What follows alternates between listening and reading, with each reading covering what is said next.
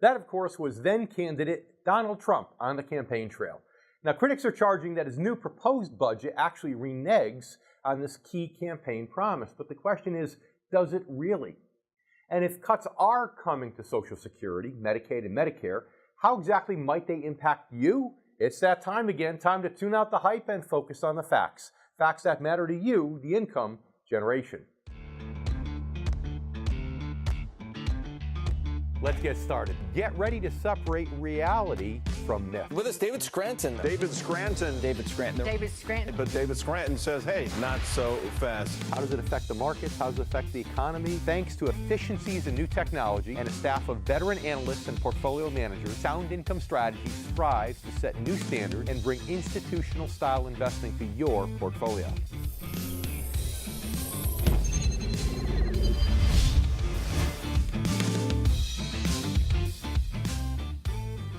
You know, it's not difficult to find old interviews or campaign footage of the president pledging not to reduce funding for Medicare, Medicaid, and Social Security. And that's why political rivals, as well as the media, were quick to pounce recently when his 2020 budget proposal was unveiled. The budget on the surface appears to call for cuts in all three programs.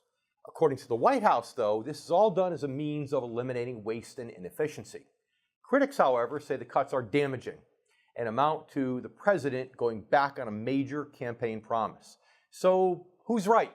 And how likely is it that the benefits so many people depend upon might actually be in jeopardy, or perhaps at least a portion of them?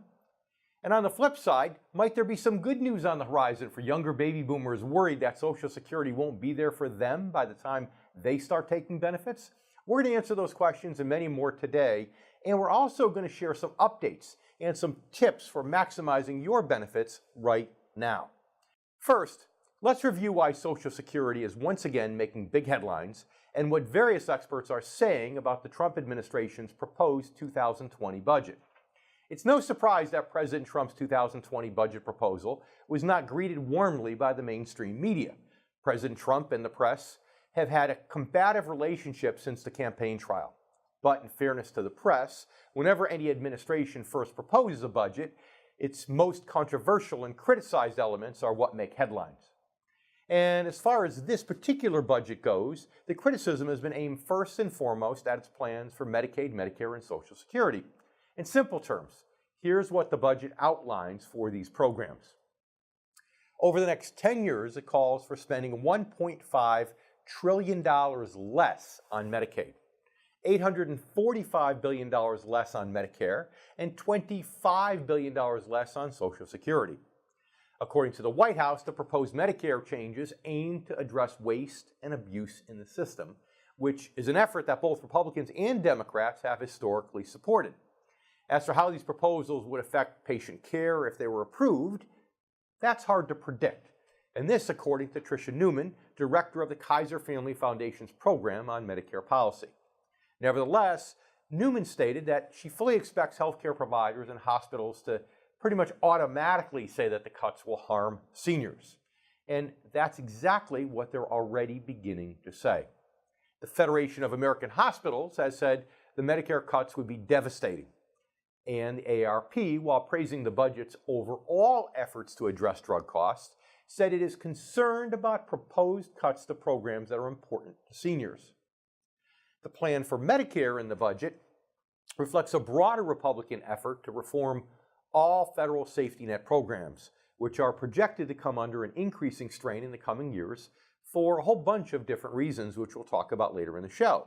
As for Medicaid, the proposed new budget calls for changing that program by eliminating extra funding for states that expanded their programs under the Affordable Care Act. The current system would be replaced by block grants, aimed at giving states more power to design and run Medicaid, which would basically return the program to the structure that it had followed before Obamacare was actually approved. Some like that idea, but of course, some don't. Critics worry that caps on these grants wouldn't allow states to keep pace with increased need or rising costs. As for the Social Security cuts, the budget's stated goal is, again, to eliminate waste and inefficiencies in the program to better ensure its long-term viability for everyone. The bulk of the $25 billion savings is expected to be realized over the next 10 years through a change to the Social Security Disability Insurance Program. The change would cut in half the amount of retroactive pay that disabled persons can recover, from 12 months to 6 months. Doing so would essentially reduce Social Security disability insurance outlays by an estimated $3.6 billion between 2020 and 2024, and almost $10 billion in aggregate over the next decade. Now, despite all the criticism from Democrats and the media about Republicans slashing Social Security, as they like to say, in this budget, here's the reality. The proposed cuts would have no negative impact on the current Social Security Trust Fund or its projected solvency through the next 15 years. And what's more, please keep in mind that very often all the criticism and concern around a first draft budget proposal ends up being essentially a tempest in a teapot. Why? Because the real spending power in government lies with Congress.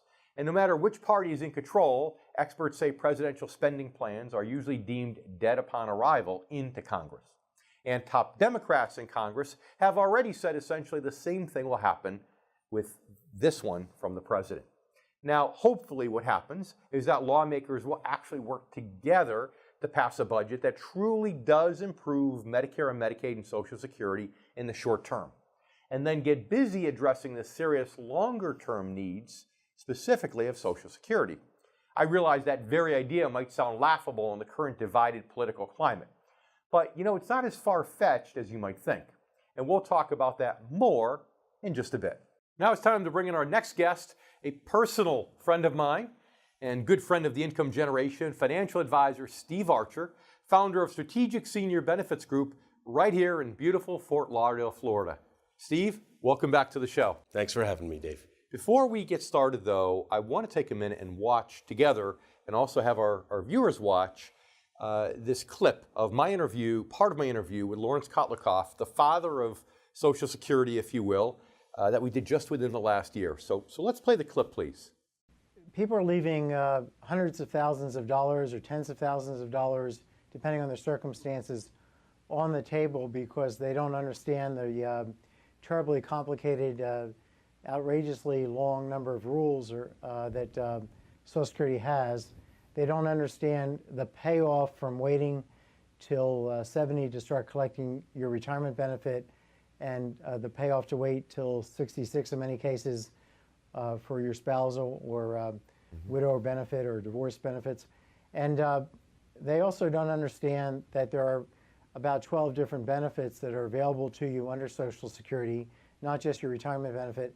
They don't, and the third thing they do not understand is how to time your benefits to be strategic, to make sure that you get as much as you can. So we're trying to make sure that everybody gets what they paid for. We're not trying to bankrupt the system. The system is already bankrupt on its own. We're trying to make sure that things are fair within each generation. If we're going to change the law to fix the finances, we should do that, and I recommend that. But we should not have a system where some people get a whole lot more money than others just because they understand the rules and the others don't. So Steve, $100,000 of additional benefits over the course of one's lifetime. And our viewers have heard me bounce that number around. So with all your experience as a Social Security expert, what is the largest differential, the largest amount of additional cumulative benefits that you've seen projected for individuals by taking the number one best benefit versus the number two best benefit given their personal situation? It's funny, that number is burned in my brain, Dave. Okay. The number is $212,763. 200 and, yes. Wow, that's a Yes. big number. It is. That's the difference between not the best and the worst. No. That's the difference between the number one best method and the number two best method. Correct. Yeah. And it's a big deal, life expectancy. We hear the break-even point being, for most people, in the early 80s or so, 80, 81. So it is a big difference. If someone's not going to live anywhere near age 80, well, it makes a big difference to take it early. If they're going to live a lot beyond that, it makes a big difference to take it late. For sure. So if we're talking about taking it late, we talk about the reduction that you get. There's a 6 2/3% reduction for each year you take the benefits early, and there's an 8% benefit you get for each year you delay it. But what's the difference, net between age 62 and age 70? What's the difference in terms of somebody taking it at the earliest point versus the latest point? Well, if you include COLAs, which are projected at 2.8%, you're talking about doubling your payment. It's a doubling of the benefit from 62 to 70. Yeah, it's pretty close to double, depending upon what the cost of living raises end up being. That's a big deal. That's right. So simple math, gosh, you know, that puts a break-even point closer to age 78, right? It could. It Yeah, could. sure. Yep. For some folks, it does. Sure. And this year, they actually did get that 2.8%. They actually got a tiny bit more than that Yes. for the first time in many years, didn't That's they? right. Yep. Wages have increased, and so the COLA followed. Now, Lawrence Kotlikoff also mentioned there are 12 different additional benefits that people aren't aware of. And we don't have time today to go over 12 of anything, but let's talk about one of those key additional benefits that you think people need to be aware of. I think that folks are surprised when they first learn of divorced spouse benefits.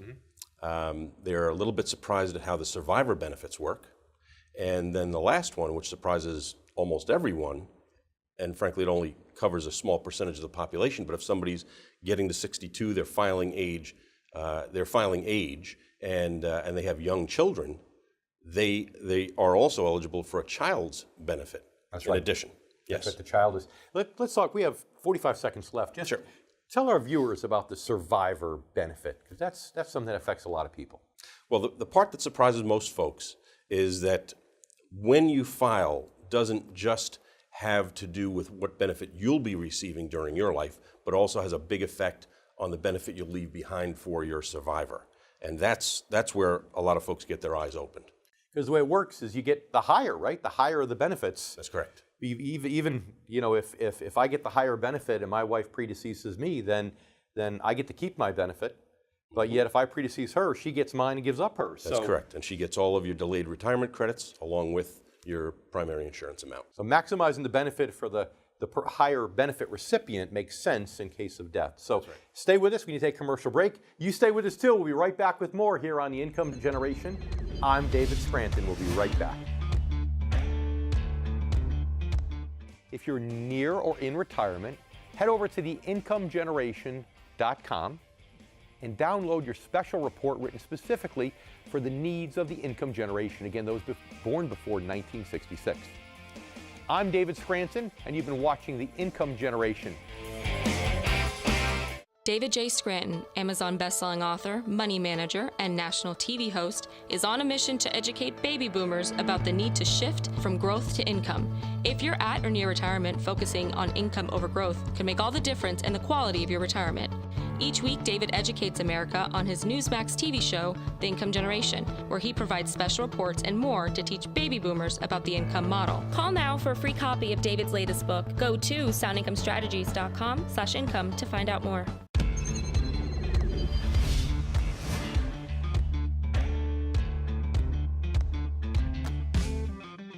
Whenever Social Security makes the headlines, there's one point many politicians try to talk around, and that is the fact that the program is on the verge of some big problems. According to a 2018 report by the Social Security Board of Trustees, ongoing demographic changes in this country will push the program from generating net cash surpluses to net cash outflows and deficits very soon. Those demographic changes include many of the issues I talk about frequently on this show, such as increased longevity rates, a major rise in the number of retirees as the youngest baby boomers hit their 60s, growing income inequality, and a shrinking workforce of younger workers. Now, the good news, as I mentioned earlier, is that with a current surplus of nearly $2.9 trillion to help offset outflows, Social Security is expected to remain solvent through the year 2034. That means through that time, recipients can expect to receive their full benefits. Also, with annual cost of living adjustments. Although the program likely won't go bankrupt after 2034, it would be forced to reduce monthly payments to recipients by as much as 21%. And that, of course, if absolutely no changes occur between now and then.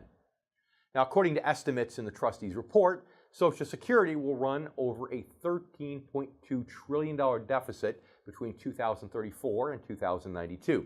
A deficit that's widening each year Congress fails to do something about it. Of course, the question has always been, what exactly should that something be, right? So over the course of the years, Many Social Security fixes have been proposed, such as raising the full retirement age, for example. The age when a person becomes eligible to receive full benefits has actually been slowly increasing from age 65 on a schedule set by Congress all the way up to age 67 for those born in 1960 and later. Each year, the full retirement age increases. There is about a 6 to 8% reduction in monthly benefits for any given age at which those benefits are claimed. That makes raising it further a logical option for closing the program's funding gap. It also addresses the strain put on the program by increased longevity. The problem is, no matter how you slice it, raising the retirement age amounts to a reduction in benefits, and the strategy is hugely unpopular with most Americans. Another common proposal over the years has been to either increase or eliminate the Social Security tax cap for workers who are currently paying into the system.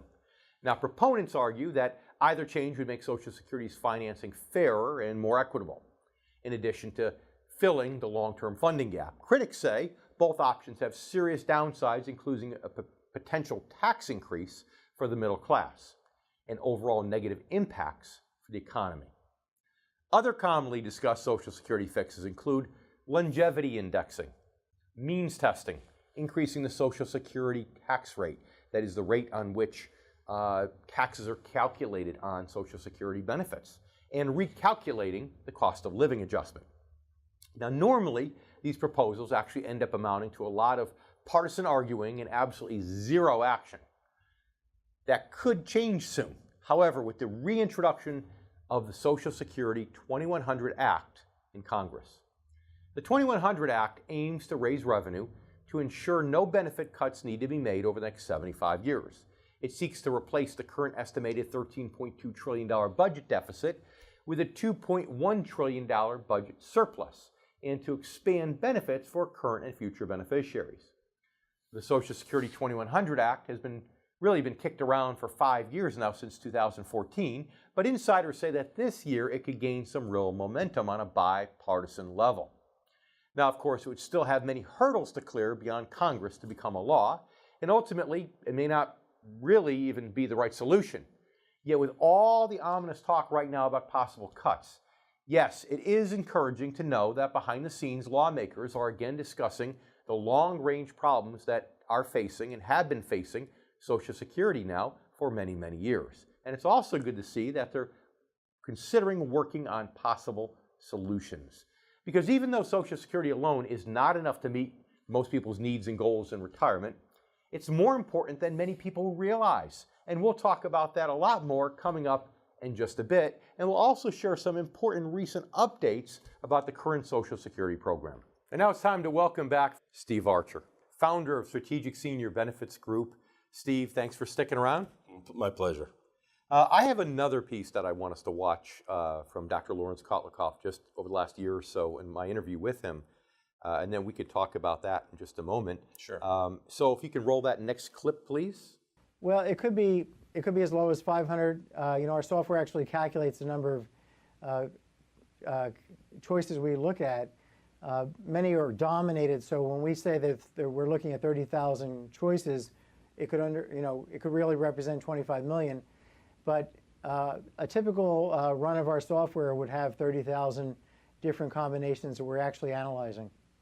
Great, and that's actually gotten to be a smaller number because there were some methods that I understand were actually taken away just a few months ago in the month of April. Is that correct? Well, there was some, the ability for younger people under 62 on January 2nd of this year, 2016, the ability of those people to take just a spousal benefit at full retirement age and let their own retirement benefit grow till 70, that's been taken away for those younger people. But there are still a lot of people in that age range between 62, let's say, and 66, who can still collect just a spousal benefit while waiting to get their own retirement benefit. Then you've got some low-income spouses or divorced spouses who can still collect on their current spouse or their ex-spouse. They can still collect spousal benefits. So it's not like we've eliminated spousal benefits. We've eliminated those for higher earning spouses, but not for low-income spouses. And then you have cases where you might have a young spouse who's too young to do this, but a 64-year-old spouse who could collect. Now you have the question, should the young spouse at 62 take her retirement benefit early so the older spouse at 66 can collect a spousal benefit on the younger spouse's work record, and then when the younger spouse reaches 66, they can suspend their benefit and wait till 70 to take a higher number. So there are lots of different combinations that we do need to consider. So Steve, you mentioned divorce benefits. Yes. And Dr. Kolikoff mentioned divorce benefits. Tell our viewers just a little bit about how those work. Well, when a person's been married for more than 10 years, they now can be used, their earnings record can be used for the spouse that they've left behind. And it doesn't matter how many spouses there might be. If there are multiple spouses that were married to this person for more than 10 years, all of them have the right to file for a spousal benefit. So you think, none of those benefits are reduced in any way. Think maybe that's how, Zsa Zsa Gabor was able to do it? Be married that many times? You think maybe the men that she was married to was benefited possible from it. Yes, I'm just checking. Yeah. You never know. It's possible. I'm sure she maxed out her benefits throughout her lifetime. I would imagine so. Liz Taylor. Yes. You have to. It's a logical That's true. question. Anyways, I digress. Go ahead. Sorry. Well, that's it. It's you can if you had a person who was 70 years old, let's say a gentleman 70 years old, and he got married for the first time at 20 years old, and he was addicted to 10-year marriages, he might have 5 spouses out there who were able to collect a Social Security benefit based on his earnings record. Gotcha. Odd, but it's true. Gotcha. So we have 30 seconds left in this block. What's one idea that still remains for people maximizing their benefit other than just taking it later? One strategy. Well, it's not always a good idea to take it late. Sometimes it's a good idea to take it early. There's a couple of instances where you might consider it. Okay. One is if, in a morbid sense, if you're not well, your prospects are not looking good, you might want to take the benefit a little bit earlier because you may not reach that break-even point. And then the other time where you could consider it is when there's a big difference between a married couple's ages. And so if you have a 10 or a 12-year or more age difference between two married individuals, you might consider it there as well. Could make sense. Could make sense. Stay with us. We have more words of wisdom here from Steve Archer right after the break. You're watching The Income Generation, and I'm David Scranton. We'll be right back.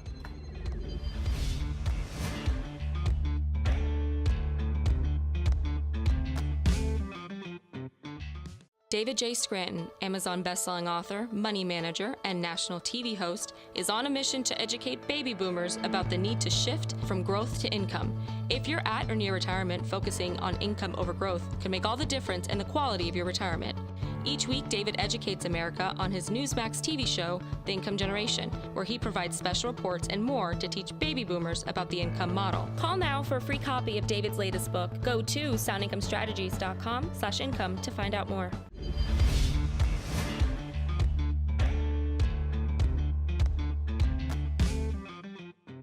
Now, if you're already collecting Social Security benefits, you might be aware of some changes for this year.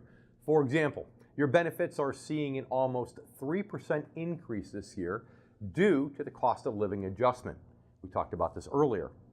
The maximum amount of earnings subject to Social Security tax has been increased this year to $132,900. And earnings limits for beneficiaries both at and below full retirement age have also increased. You can get more details and learn about other changes by accessing the 2019 COLA fact sheet at ssa.gov. Now, if you're not taking Social Security benefits and haven't yet determined when would be the best time for you to start, then please be aware of this. It is one of the most important financial decisions that you might ever make.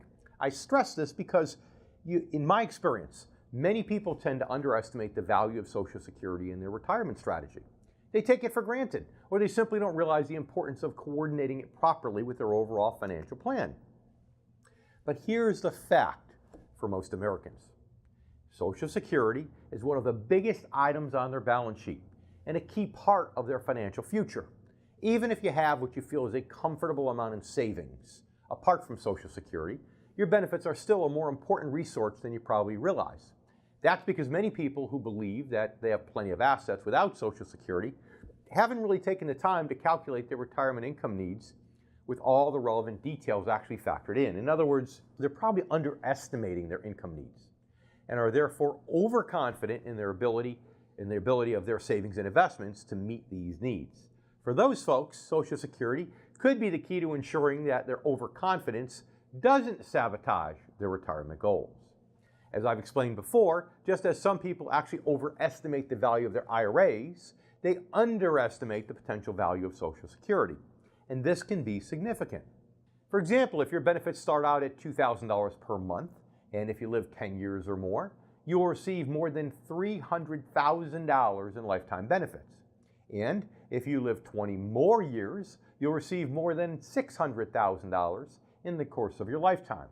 And if you live 30 more years, you'll receive more than $1 million over the course of your life. This, of course, assumes cost of living adjustments at the historical average of 2.8% per year. And as the expression goes, that's better than a sharp stick in the eye. In short, Social Security can actually serve as the foundation of a sound retirement strategy regardless of your level of wealth. Why? Because it's a secure source of income that you can count on for the rest of your life. And in that respect, it aligns perfectly with income-based financial strategies overall, where the goal is to generate reliable, lifelong income from secure principal. The trick, of course, lies in allocating your other assets in a way that makes sense and makes so that they are a secure source of income, while also maximizing the amount of income that you get from Social Security over here. A financial advisor who specializes in income-based strategies can help you do precisely that, starting with that all-important decision of when to start taking your benefits. Now, as we've discussed before, the difference between the best method and the second best method of collecting Social Security for any of you watching could mean an extra $100,000 or more in benefits cumulative over the course of your lifetime. And a good first step toward making the right decision is to do some calculating on your own. How? By using the retirement age calculator at ssa.gov. And as you'll see, you can start taking benefits anywhere between age 62 and age 70. And depending upon when you were born, the so-called normal retirement age currently falls between age 66 and 67. At that age, you're eligible to receive what they call full benefits. If you take your benefits earlier, you get a reduction, potentially as high as 30%. By contrast, for every year that you delay taking Social Security, you get an 8% annual increase, topping out at age 70. The end result is almost double the benefits at age 70 as one would typically get at age 62. However, the decision of when to apply for benefits isn't always as easy or as obvious as it may seem. It depends upon a wide range of factors unique to your situation, including your health status, your life expectancy, income needs, your other financial assets, and much more. Again, the right financial advisor, yes, can help you identify all of these factors and help you make the best decision for your situation. He or she can also help you take advantage of other strategies for maximizing your benefits. And we'll be discussing this more coming up in just a bit. And now it's time to welcome back for one last segment, Steve Archer. So I get it. You don't always take it late. This isn't a one-size-fits-all solution. Sometimes you take it early. It could make sense for certain people. And that's why people need someone like you who's a Social Security expert. So, but why else do you think someone who's approaching retirement needs to have a qualified financial advisor helping them other than just your expertise in Social Security? It's a good question. I think a lot of people recognize the need for a financial advisor right off. Other people who have been successful doing it themselves might not readily recognize the need. For that, I'd use the example of the harbor pilot. You know, a sea captain on average makes about $150,000 a year, but harbor pilots surprisingly earn on average about $400,000 a year. Why? Because they come on the scene at the most critical time and have to have innate knowledge of the harbor or the river to bring that ship into port. So it's a point in time where you cannot make any mistakes, otherwise the entire trip of however many miles it might have been is now gone to pot. Good analogy, I like that. So how can you tell, like what types of investment strategies do you utilize that are different for someone who's approaching retirement in your practice versus just somebody who's in their 30s or 40s who's still accumulating? Well, again, this is not a blanket statement and it's not one size fits all, but a couple of items that are important to look at as you approach retirement is, for the money that you expect to draw an income from, you'd like to know that you won't have to sell any shares in order to have money in your hand on a monthly or a quarterly basis, however you draw your money. And keep in mind that most people would agree they wouldn't want to invade their principal. However, what they might not recognize is that the shares that they own, whether it's a mutual fund or an individual security, the shares that they own actually represent their principal. So if you have to sell shares at all, you are automatically invading principal. There's one item. Another is that it's really important to take inflation into consideration. Fact is that even if inflation is only projected at 3%, if you have a $5,000 a month budget today, in only 10 years, it's going to be over $7,000. And the issue, though, is why is it that some boat captains don't even realize that they need that extra level of expertise to be a harbor pilot? You've talked about the difference, but some financial advisors don't really understand that. They think, well, I'm a boat captain, I've got plenty of years of experience, I can take this boat right in the harbor. Why don't they realize it? It's mainly confidence and hubris. Yep, that would do it. So in the last 30 seconds or so we have left, tell our viewers how they could determine whether they're coming that harbor, that final approach to dock their boat into retirement, how they can tell whether they're talking to an average run-of-the-mill boat captain or whether they're talking to a harbor pilot. Well, a person who is specializing in retirement planning and, more importantly, investing for income will speak more about dividends and interest than about growth, obviously. And he will put a portfolio together, he or she will put a portfolio together that will generate an income from investments sufficient to maintain a person's standard of living without the need to depend on capital appreciation inside that portfolio. Good words of advice. As my good buddy Greg always says, he says, eat the eggs, not the chicken. If you eat the eggs, the chicken will lay more eggs. That's so right. Makes a lot of sense. Steve, thanks so much for being here today. Really appreciate it. It's been my pleasure. All right, and you stay with us. We have more here on the Income Generation. We'll be right back.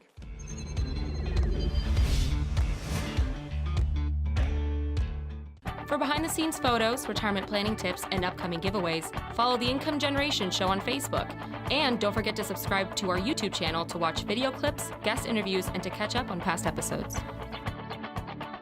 David J. Scranton, Amazon bestselling author, money manager, and national TV host, is on a mission to educate baby boomers about the need to shift from growth to income. If you're at or near retirement, focusing on income over growth can make all the difference in the quality of your retirement.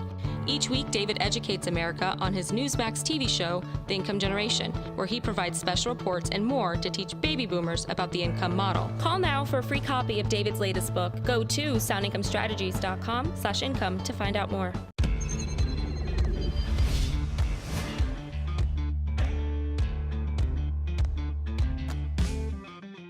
According to one study, only about 3% of Americans eligible for Social Security actually delay taking benefits until age 70. This, of course, is when they qualify to get the most that they possibly can. That means that 97% of people are not taking advantage of the most basic strategy possible for maximizing their benefits. Of course, as I explained earlier, the decision of when to start taking benefits is actually more complicated than it may seem, and age is only one of the factors. Fortunately, there are other strategies apart from waiting until age 70 that can help you make the most of your benefits. And we've discussed some of these in detail on previous shows, but here's a brief recap. Start by checking your annual online Social Security statement to make sure your earnings record is accurate. Your benefits are based on your 35 highest years of earnings. There may be inaccuracies in your record, such as missing years. If so, your advisor can show you how to correct those and possibly help you determine if you can actually improve your earnings record by working for more years. Next, coordinate spousal benefits with the goal of maximizing income for both of you while you're alive, as well as maximizing income for the surviving spouse after one of you is gone. And finally, there are several strategies you can pursue for minimizing taxes on your Social Security, although many require a professional's knowledge of tax law and finance. These strategies might include some of the following: reducing your income with other tax-advantaged investments, or properly coordinating payments on your required minimum distributions, known as RMDs, or perhaps converting a traditional IRA to a Roth IRA, or perhaps delaying Social Security for tax purposes, or reducing your expenses and by paying down debt, and continuing to proactively manage your taxes throughout retirement. Of course, the most important strategy for maximizing your benefits is the one I've already mentioned, that's properly coordinating Social Security with your asset allocation and your overall retirement income plan. And that's where an advisor who specializes in retirement income can be absolutely invaluable. Most advisors today who specialize in income-based strategies are trained in the use of software that allows them to analyze all of the relevant data to determine how you can just squeeze the maximum amount that you're entitled to out of Social Security. The right advisor can also help you replicate in all your investments the two most important features provided by Social Security, and that is security itself, or protection against loss, and also reliable lifelong income to meet your needs and your financial goals.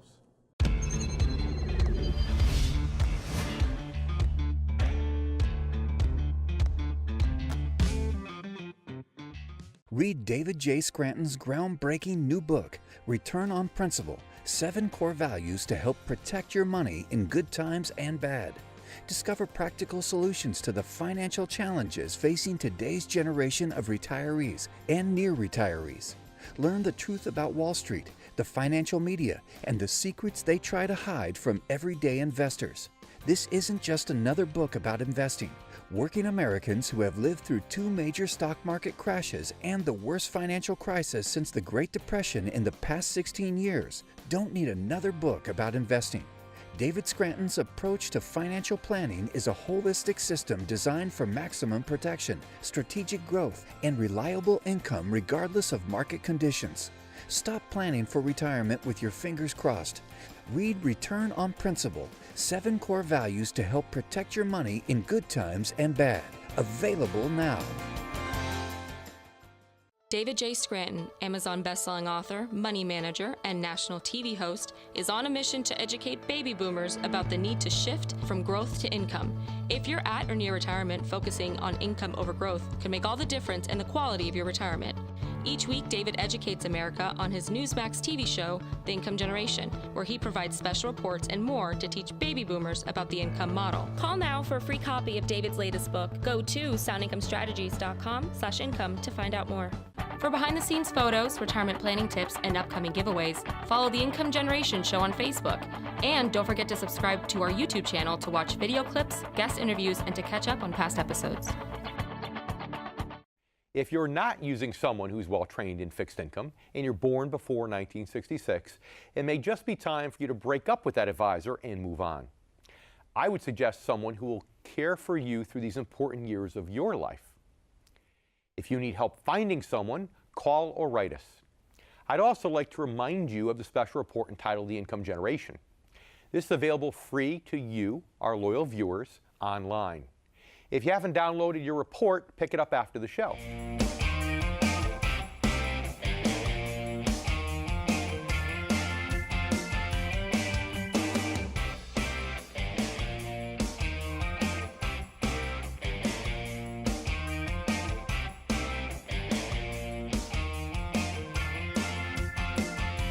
If you're near or in retirement, head over to theincomegeneration.com and download your special report written specifically for the needs of the income generation, again, those born before 1966. I'm David Scranton, and you've been watching The Income Generation.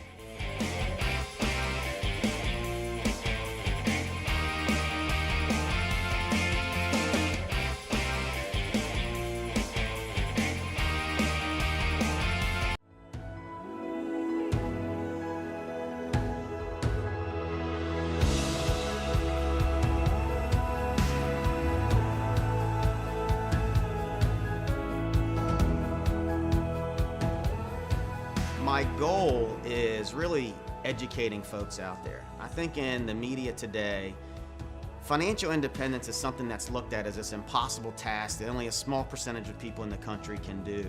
And I call bogus on that, because I think with the right approach, discipline, and right team around you, that financial independence is actually pretty easy. And in this book, I talk about that. I talk about the things that we look to do for clients and try to educate the investor on things they can do on their own. I talk a lot about my family in the beginning. You know, I'm a first-generation American. My family came here from Egypt many years ago, and so they came here with nothing. And I watched them work hard, and my brother and my sister and I lived a fantastic childhood thanks to all the work and effort they did to come here, barely knowing how to speak English, not a lot of money, and seeing them succeed. It was wonderful. And as I look back now, that's what drives me to try to be as successful as we can as a firm and be the absolute best. Is I always think back and think of my parents and how, as a child, watching them work so hard and sacrificing everything so that way we have a good life. And so I talk in the book as well about risk management strategies, the strategies that we focus on with individual investors that so much is overlooked.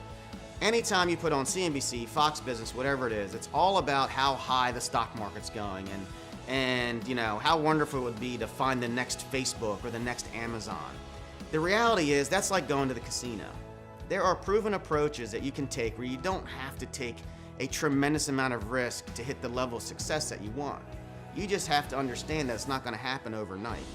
And I think that's a problem that some investors are so short-sighted, that this book tries to lay out core principles that you can use that will work over the long haul if you take a disciplined approach.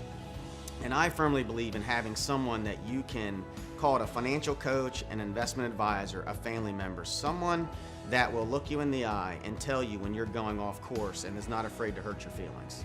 Because I tell individuals, our job is not to tell you what you want to hear, it's to tell you the truth. So ultimately, why should someone go out and buy this book? The reason why it's titled The Common Sense Bull is I'm using common sense approaches that can be applicable to anybody. I think many people on TV overcomplicate financial independence, and it becomes intimidating to people.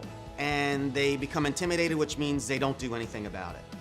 This book, hopefully, puts it in a common sense perspective that anyone can use, no matter what your net worth is, what your age is, what stage of life you're in. And so that's why this book has the word common sense in the title, because I think anyone with the ambition to be successful and financially independent will be able to benefit from this book.